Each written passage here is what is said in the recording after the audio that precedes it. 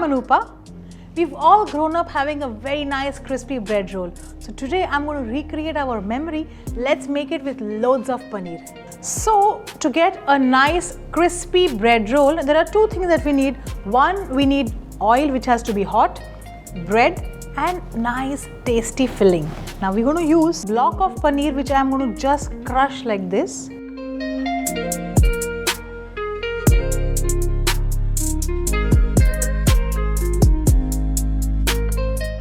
And into the paneer goes in some green peas followed by some ginger. I've got some chopped ginger.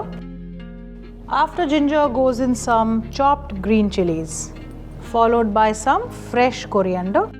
Well, I want to add in some chaat masala, a little bit of salt. And now we mix this again. And this is done.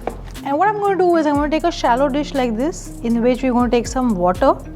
Take a slice of bread and dip it in. Fine. Bring it out and squeeze out excess water. Take a spoon of this stuffing into the center and bring the edges together. Don't leave it till you're sure that this is sealed absolutely. So well, these bread rolls are done. So let's fry one at a time. Slowly just roll it like this. You can see the bread is now turning golden. See, what I'm doing is I'm rotating it in the oil like this so that the color comes out even. You can even splash some oil like this, but while you do this, you got to be careful, don't splash it over your hand. So what you can see here is that it is floating in oil, which means that the bread is done, but I wanted to give it a little more color. See this.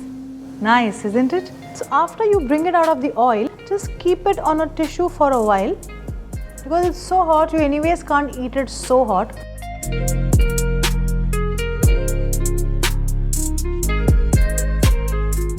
So bread roll recipe is ready. The stuffing is soft and the covering is tasty. Do try this recipe because it's a super hit one.